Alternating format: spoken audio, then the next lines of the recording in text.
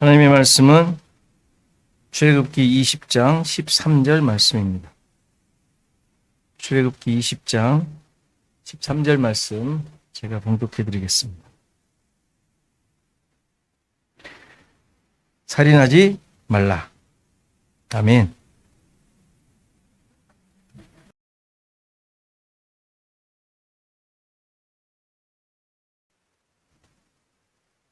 오늘은 십계명인데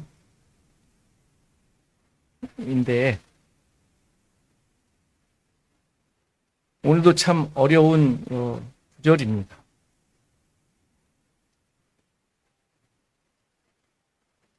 살인하지 말라. 여러분들 어떻게 이해하셨습니까? 여러분들 다 지켰잖아요. 살인한 사람 계세요 혹시? 당연히 물리적인 살인을 말하는 것이 아니라는 것은 누구나 다 알 수 있어. 세상 사람들이야 그냥 그런 걸로 생각할 수 있지만 믿는 사람들은 이게 단순한 사람을 죽이고 이런 것이 아니라는 것을 우리는 충분히 생각할 수 있습니다. 중요한 것은 이제 이 6번째 계명부터는 이 계명에 설명이 없어요. 그냥 하지 말라라는 것으로만 구성되어 있죠. 그래서 흔히 그 앞에 5계명과 뒤에 5계명을 나누어서 앞에 5계명은 하나님 사랑, 뒤에 5계명은 이웃 사랑의 계명으로 설명하기도 합니다. 크게 잘못되진 않았어요. 그 충분한 이해를 할 수 있는 부분이기도 합니다. 또 오해하지 않으셔야 될 것은 제가 지금 5씩 나눴다고 10계명, 10개의 계명으로 이해하지 않으셨으면 좋겠어요. 지금 계속 앞에서부터 해온 말이지만 5 나눴다 그래서 계명이 10개, 그래서 10계명, 10 커맨드먼트구나 이렇게 생각하시면 안 돼요.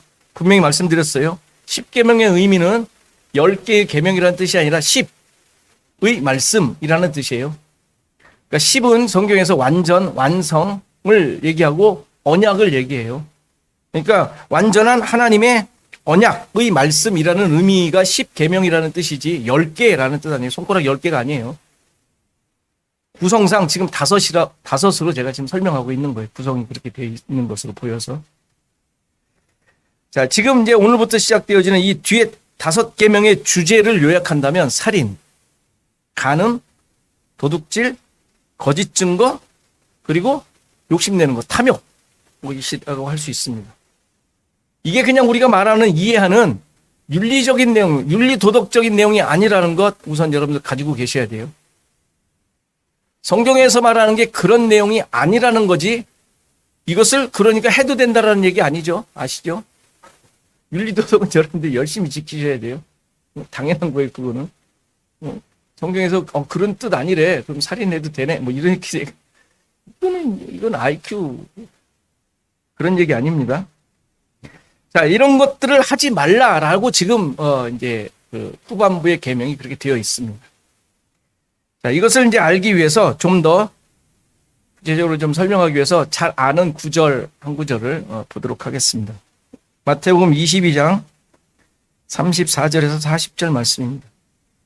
예수께서 사두개인들로 대답할 수 없게 하셨다 함을 바리새인들이 듣고 모였는데 그 중에 한 율법사가 예수를 시험하여 묻되 선생님, 율법 중에서 어느 계명이 크니까?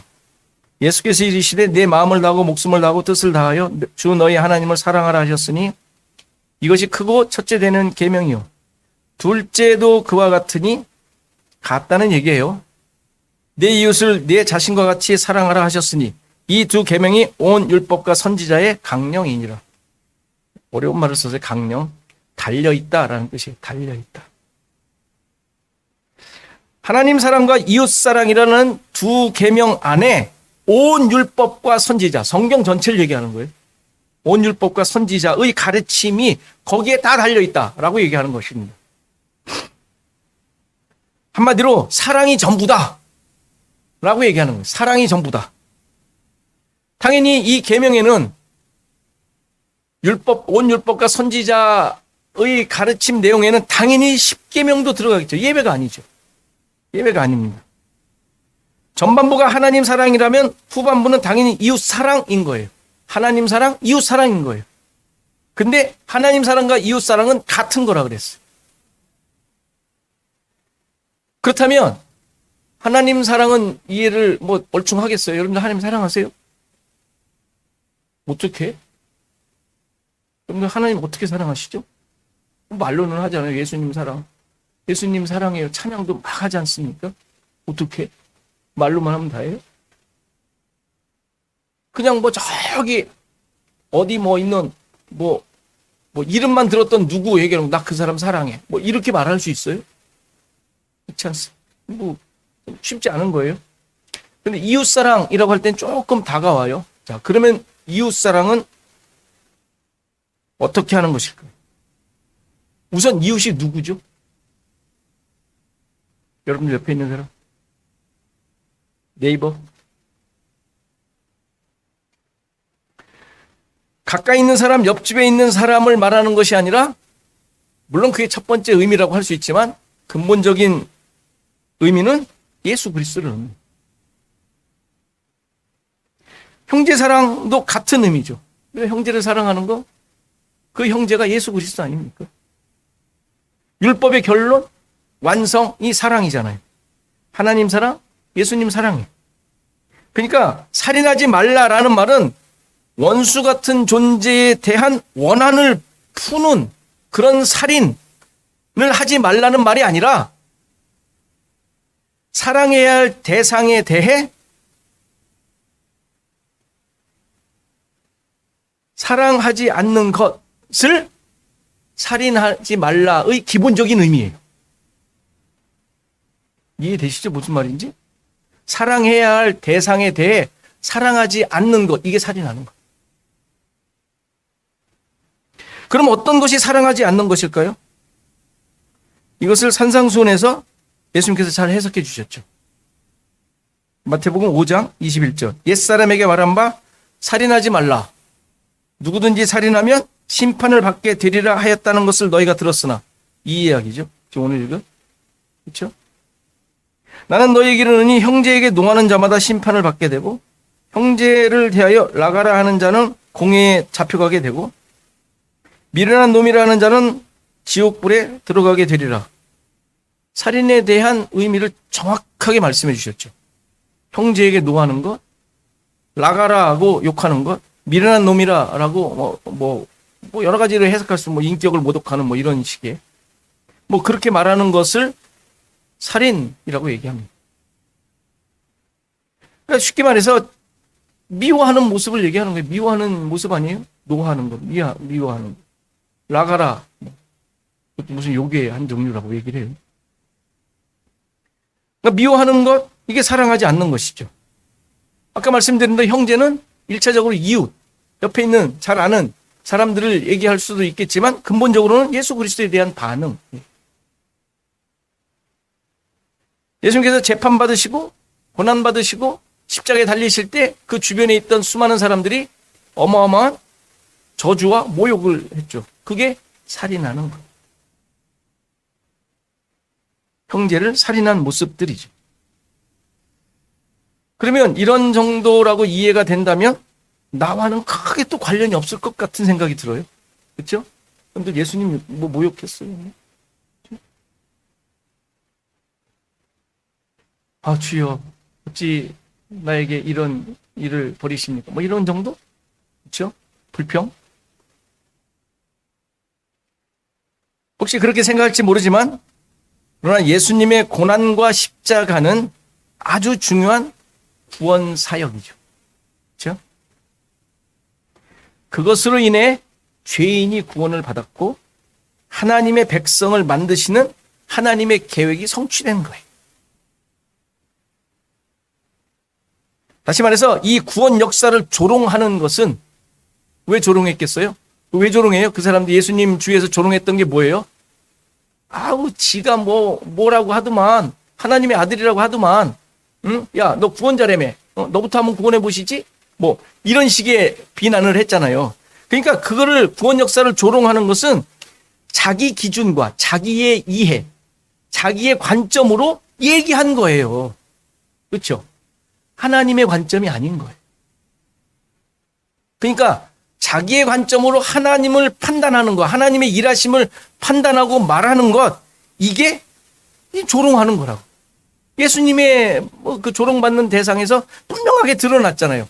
자기가 생각한 대로 판단하는 거예요. 말하는 거예요. 그러니까 지금까지 계속 지적해왔던 율법적인 기준.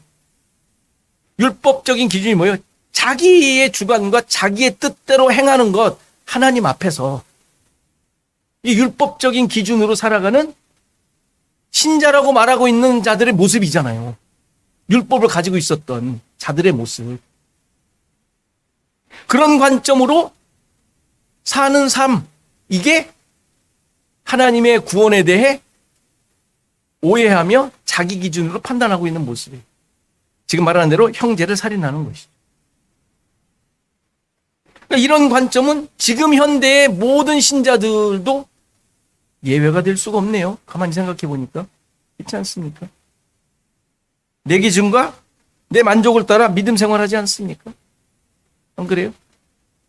나만 뭐 열심히 하면 되는데 쟤는 왜 안 할까? 라는 것으로 가요. 늘 그렇게 가요. 하나님을 대놓고 비난하지 않을지 모르지만 그 하나님에 대한 하나님의 일하심에 대하여 내 기준으로 이용하잖아요. 나 만족을 위해 써먹잖아요. 그렇지 않습니까? 하나님을 기준으로 나를 보는 것이 아니라 나를 기준으로 하나님을 봐요. 하나님의 일하심을 이해하려고 해요. 교회에 문제가 많은 이유, 문제가 분란이 일어나는 이유가 근본적인 이유가 뭐예요? 내가 기준이 되어 있으니까. 내가. 우리 잘 아는 내용이에요. 교회 안에서 분란이 있다. 내가 기준이 되어 있는 거예요. 내가. 하나님이 기준이면 인정하고 싶지 않은 거예요. 내 자존심도 있지. 내가 쟤보다는 훨씬 더 신앙생활 오래 했지.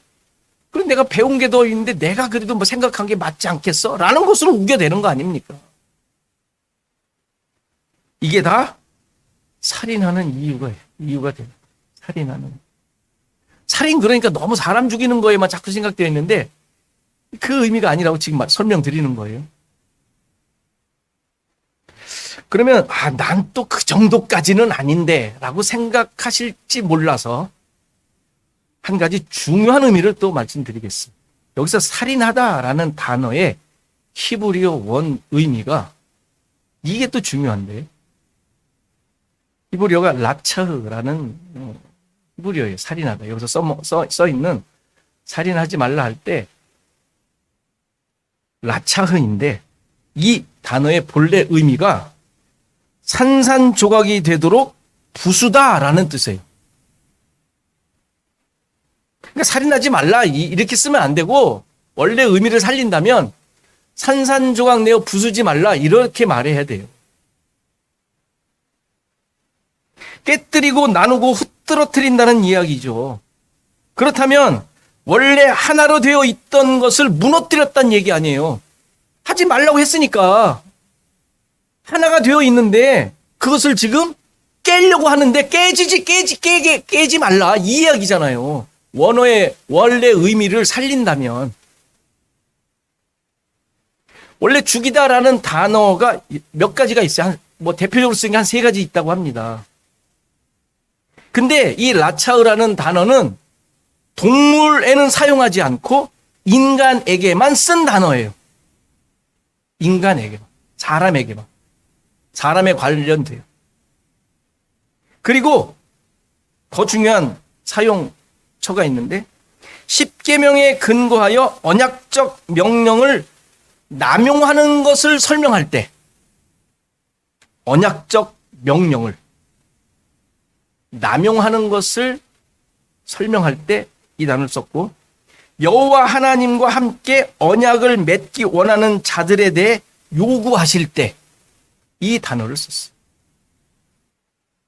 다시 말해서 언약 백성들에 국한되어 사용된 단어라는 거예요. 사용처가 한 40번 쓰였는데 40번이 다 그렇게 쓰였어요. 구약에. 한 몸으로 되어 있는 하나님의 백성에 대해 사용되었다라는 이야기예요. 그러니까 살인하지 말라를 좀 더 살린다면 깨뜨리지 말아라 이렇게 해석해야 된다고요. 한 몸이 되어 있는 공동체에 대하여서만, 언약 백성들에 대해서만 사용된 단어니까 이 성경에, 구약에 40번 쓰여진 그 내용이 전부 다. 그렇다면 이들에 대해 살인하지 말라, 이들을 깨뜨려 나누고 부수지 말라라는 의미는 뭐가 되겠어요? 이스라엘 백성들이 어떤 존재예요? 하나님의 백성들. 광야에 있는 하나님이 친히 애굽에서 불러낸 자들 아니에요? 그렇죠? 그들을 또 뭐라 그랬어요? 스데반 집사님이? 광야 교회. 애굽에서 나올 때 이스라엘 백성들뿐만 아니라 수많은 타민족들도 나왔어요. 잡족들이 나왔대요. 잡족들. 얼마나 많았으면 잡족이라는 단어를 썼겠어요. 수많은 이집트인들도 거기 있었을 것이고, 그렇죠? 다 알아요. 그 잡족들이 함께 나와서 지금 하나님의 백성을 이루고 있는 자들이에요.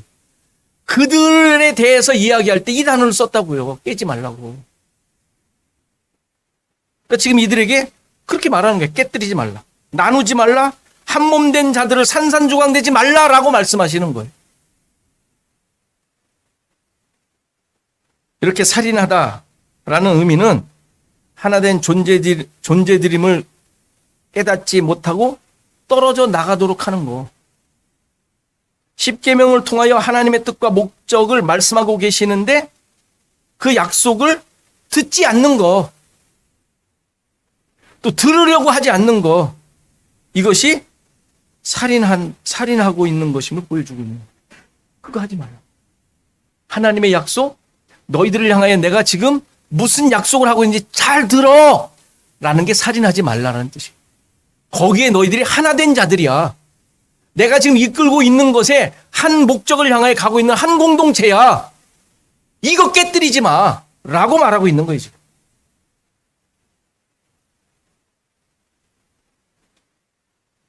이제 이 계명에는, 이런 의미의 계명에는 예외가 없어요.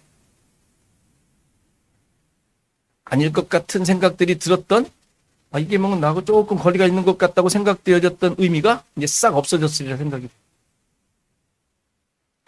그렇다면 이렇게 살인하지 말라고 하셨는데 10계명의 전반적인 의미가 뭐라 그랬어요? 하나님의 언약의 말씀. 하나님의 언약의 말씀이라면 하나님이 이루시겠다라는 약속이라는 말씀이라고 했잖아요. 하나님이 이루신다. 그렇다면 이 살인하지 말라, 깨뜨리지 말라 라는 이 내용을 하나님께서는 어떻게 성취하실까? 이거를 또 이스라엘 백성들이 행할 것은 아니죠. 여러분들도 해내지 못하잖아요. 아무도 예외가 없다고 했잖아요. 누구나 다 지적받아야 되는 내용이잖아요. 할 수 없는 내용들이잖아요. 그렇죠? 사람을 물리적으로 죽이는 거는 어떻게 살다 보니 지금까지 지켜왔는데, 이거 뭐 분리와 하나님의 말씀에 대해 나의 생각이 섞이고 그래서 정말 깨뜨리는 모습이 있는 것은 어떻게 거기서 빠져나갈 길이 없잖아요.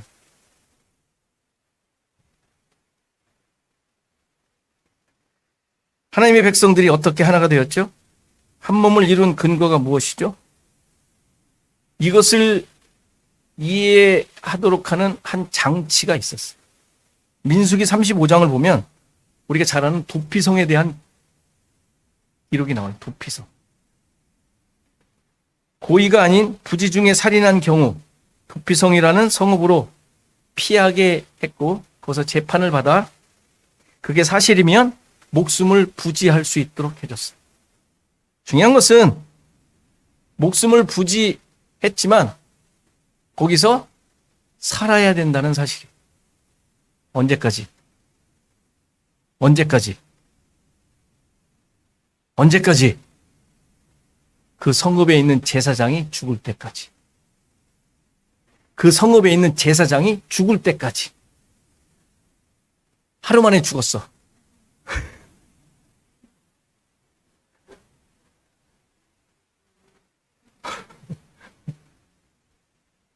우리가 지금 묻듯이 아주 큰 행운처럼 보이죠. 어쨌건 중요한 것은 그가 죽어야 그는 자유의 몸이 된다는 것이죠. 그가 조사를 받아 재판을 받아 부지 중에 죽인 게 확인이 되었으니 당연히 나가도 되잖아요. 확인됐으니까. 그런데 그게 아니라 제사장이 죽어야만 나가도록 자유의 몸, 자기 집에 갈 수 있도록 했다라는 것이죠. 그러니까 이 의미를 우리는 잘 알고 있습니다. 무슨 의미인지 우리는 충분히 이해됩니다. 당연히 대신 피 흘린 값이 치러져야 하는데 그것을 대제사장이 대속하도록 하신 거예요. 대속하는. 대속해야 너는 자유의 몸이 돼. 자유로운 게 돼. 그 죄가 없어져. 라고 가르치는 내용인 것이죠. 그러니까 살인한 자가 살아날 수 있는 유일한 방법을 가르쳐 주시는 거예요. 대속이죠. 살인하지 않을 수 있는, 살인한 자가 살아날 수 있는, 한몸된 존재를 무너뜨리지 않을 수 있는, 무너뜨린 그 한 몸이 다시 회복될 수 있는 유일한 방법. 예수 그리스도의 대속으로 말미암아 그가 머리된 존재임을 깨닫고 내가 예수를 죽인 자라는 사실을 그것으로 말미암아 내가 모든 것이 대속되었다라는 고백을 가지고 은혜로 살아가는 것밖에 없음을 가르쳐주죠. 그러니까 우리는 마태복음의 저 내용을 벗어날 길이 없어요. 예수님에 대해 대놓고 안 했어도 한 몸된 교회, 이 한 몸된 예수 그리스도의 몸을 내가 나도 거기에 들어가 있는 것 같지도 않은 생각을 가질 때도 있지만 거기에서 분열시키려고 하는 모습들이 나도 모르게 있는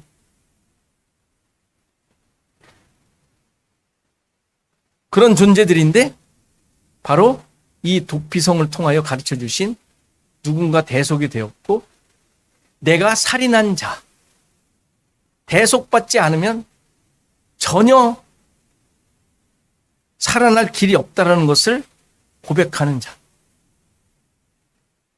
하나님과 하나됨을, 하나님과 한 몸이 되어 하나님이 계시는 전임을 깨닫고 고백하는 것 밖에는 이 수렁에서 나올 수가 없음을 가르쳐 주고 있습니다. 그러니까 우리의 고백 속에 늘 살펴야 되는 게 있어요. 늘 살펴야 되는 거예요. 내가 살인한 자인가? 계속 살인하고 있지 않은가? 늘 점검하셔야 돼요. 그래서 대속의 은혜가 필요하다는 것을 고백해야 되지 않겠습니까? 하나님과 하나 된 자, 하나님이 거하시는 자라는 것을 늘 인정하셔야 돼요. 찾으셔야 돼요. 고백하셔야 돼요. 나의 육적인 삶을 위해 내가 말씀을 이용하고 있지 않은가? 살인하는 거니까. 깨뜨리는 거잖아요. 하나 된 근거를 깨뜨리는 거잖아요. 나의 유익과 나의 만족을 위해 내 기준으로 신앙생활하고 있는 건 아닌가? 이거 역시 깨뜨리는 거예요. 나 자신이. 말씀을 잘 따르고 하나님을 잘 믿는다고 했던 바리새인들을 예수님께서 뭐라 그랬어요? 마귀의 자식이라고. 그는 처음부터 살인한 자다. 니들도 살인한 자다, 살인자다라고 얘기하지 않았어요? 하나님의 말씀을 지키려고 누구보다도 애쓰던 자들 아니에요? 흠이 없던 자들이에요. 바울이 고백하잖아요. 흠이 없는 자라고 자기가. 나 내세울 거 있다. 나 흠이 없는 자다. 그런데 살인자라는 걸 고백하지 않습니다. 이걸 우리 스스로가 알고 깨닫고 지적되어 고백하지 않으면 우리는 늘 이 살인하지 말라는 하나님의 말씀에 우리는 벗어나지 못해요.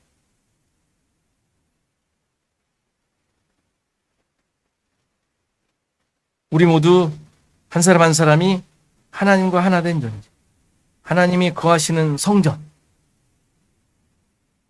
그래서 예수 그리스도의 한 몸된 자들, 한 몸된 자들,